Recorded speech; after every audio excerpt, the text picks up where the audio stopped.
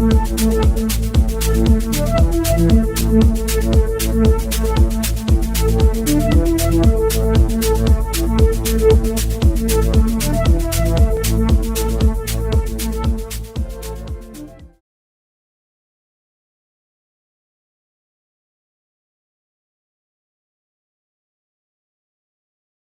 have to begin to acknowledge that competitiveness cannot be the only objective that an economy aims for.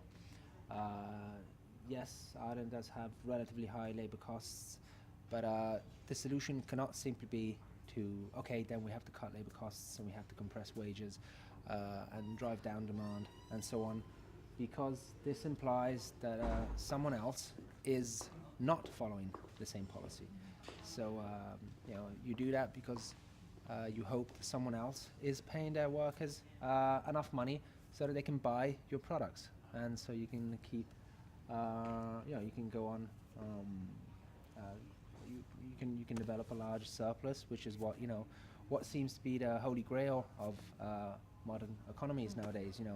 If you've got a surplus, you're good, and if you have a deficit, then you're doing something wrong. But this is a very limited way of viewing the economy, simply because surpluses and deficits are two sides of the same coin.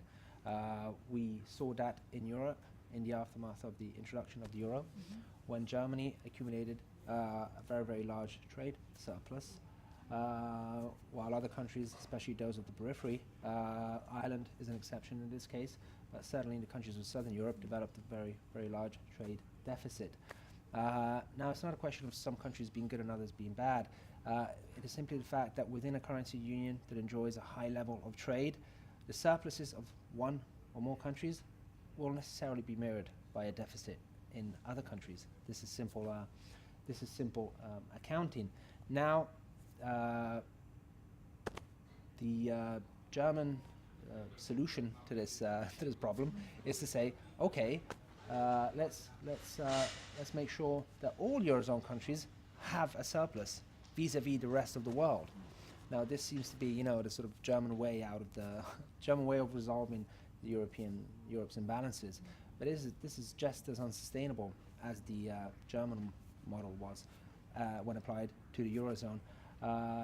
If we apply that model to the world, to the entire global economy, it is just as unsustainable, because if the Eurozone wants to enjoy a very high current account surplus and wants to keep enjoying, wants to keep having this surplus or even maximizing it in the future, at the moment the Eurozone has the highest current account surplus ever recorded in history, even higher than China's was at the peak of its export boom. Now, for the Eurozone to maintain this means that someone else, somewhere around the world, must be running deficits. So this creates very dangerous as well global imbalances.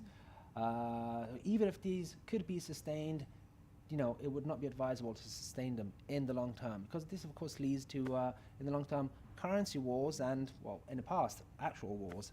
But the most obvious outcome of this is that all the countries start to devalue one against the other, but everyone's trying to undercut the other.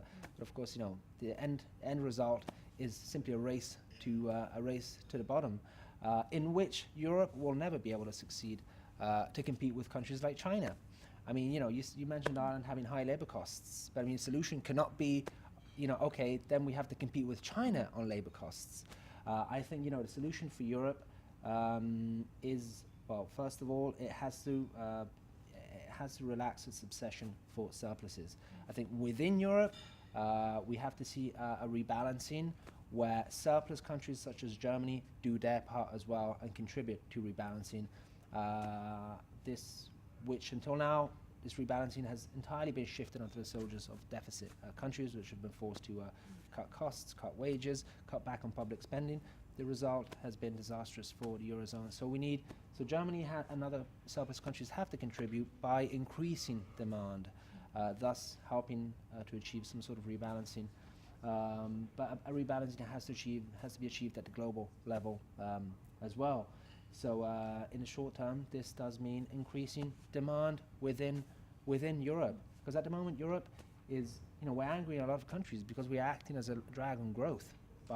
One thing is if Germany pursues this kind of policy of demand compression, but when the Eurozone as a whole, which accounts for a huge proportion of the global GDP, starts to do it, the impact on the global economy can be very, very serious, and is having a very serious effect already. We see it, with the talks of, the advanced economies heading into secular stagnation. We see, all the talk of the G20 in the past few days was about, kick-starting growth. Now, that might be a limited view of the economy. We shouldn't just focus on GDP. But of course, by that measure, Europe is at the moment following the Eurozone is following a very aggressive beggar thy neighbor strategy vis-a-vis the rest of the world. This is not sustainable, and it's not in the interest of the rest of the global economy. It's clearly not in the interest of Europeans. And we should never forget that these policies work even if the people are doing very, very badly. And actually, they require the people to be doing fairly badly for them to work. So, of course, mass unemployment, fast rising poverty levels, a number of countries on the verge of an outright humanitarian crisis, especially Spain and Greece, and Italy is also my country is also a good example. These are countries that are facing very, very serious social problems and economic problems as well. But in purely trade terms, some of them are doing pretty good. Italy, for example, has a small trade surplus and has had one for a couple of years.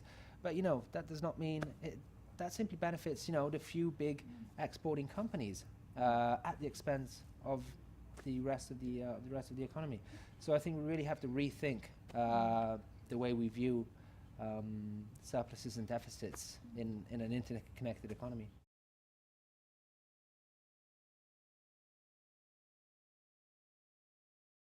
In the short term, yes, we are becoming more competitive, but I think in the long term, we are undermining our competitiveness, or what our competitiveness should be based on.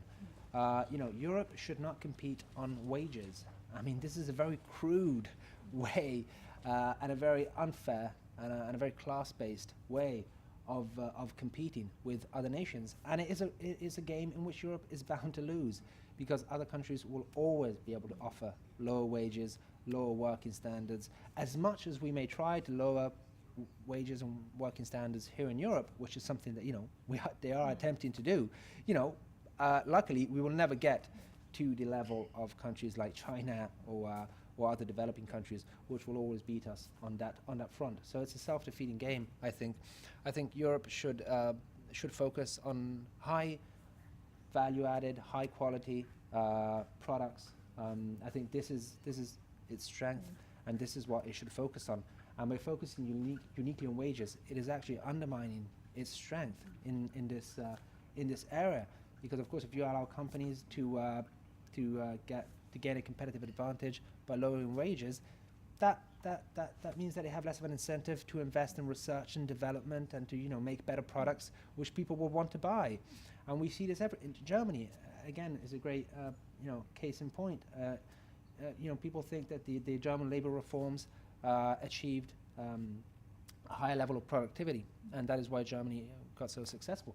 But instead, what happened was that productivity levels in Germany have been going down, or have been very steady over the course of the past decade. So there hasn't been an increase in productivity. And Italy, again, is a good example. My country has been introducing very, very radical labor reforms in the past few years. Again, the result has been a drop in investment, a drop in productivity. Again, we need companies need to have an incentive to invest. Plus, if the result of these policies is a drop in demand, in internal demand, companies will have even less of an incentive to invest, because people just. So it's so I think yes, we really have to. It's okay if we want to speak about competitiveness. We should do it on the right terms, and wages cannot be the only and is not the only factor in determining the competitiveness of a country. An issue that came up today at the conference as well, because someone said that my whole speech was focused on the need to relaunch demand, and he said, yes, but doesn't that mean simply going back to the old model, which we were criticizing before the crisis?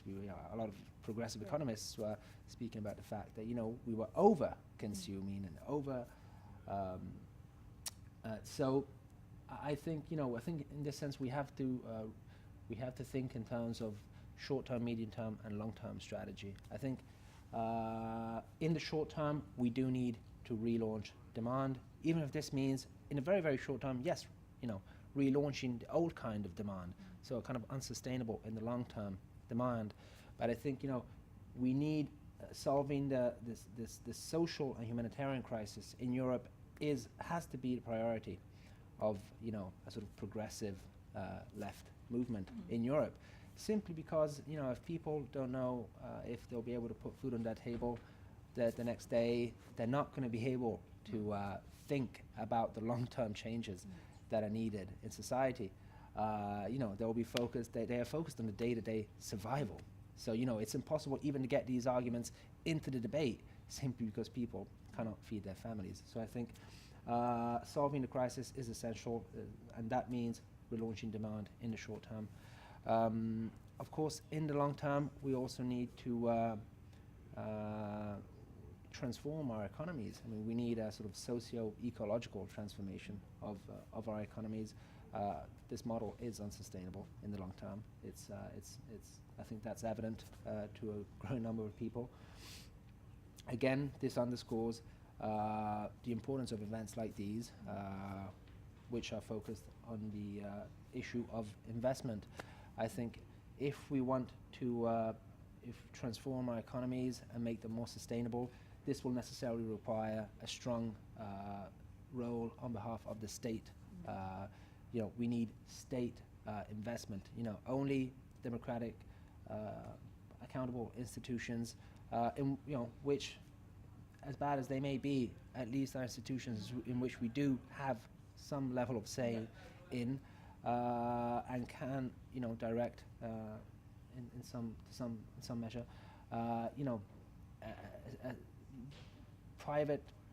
The private sector will never provide the kind of investment that is needed to really transform our economies, simply because the private sector follows short-term profits, and directs directs the flow of money where it can achieve that short-term profit. And the transformation of our economies requires very, very long-term, potentially risky investments, which the private sector will never take on. So either the state steps in and plays a role in reorienting investment, reorienting consumption, reorienting production. Either that happens, or I think we're doomed. It's a folly to think that the private sector can pull us out of the rut that we put ourselves in. Even less so that banks can do that, even though the whole recovery seems to be. If you hear the talk that comes from Frankfurt or from Brussels, it's all about trying to spur the banks to get lending, to start lending again. This is crazy. These banks, the financial sector in general, got us into the crisis in the first place. A lot of countries are still reeling from the suffering and destruction that these banks have caused, and now these banks are expected to pull us out from the crisis. And all the institutional, all the policy measures are aimed at trying to get banks. So we've poured huge amounts of money into the banks in the hope that these will then put it back into the economy. This is crazy. This is not happening precisely because of what I mentioned earlier. Demand is low, and so banks have just no incentive to lend, regardless of the amount of liquidity that central banks put into them. But moreover, even if they did start lending again, they would probably put that money in the wrong areas of the economy. So, I think we need to really bypass the private banking sector altogether. So we have to relaunch the role of public investment banks. both at the national and at the European level. As I said, the European Investment Bank could easily finance a massive Euro-wide investment program. We need a new industrial policy. I mean, we need to go back to the things that made Europe great in the post-war period. I think we should learn from the mistakes, but also from the good things that we did in the past.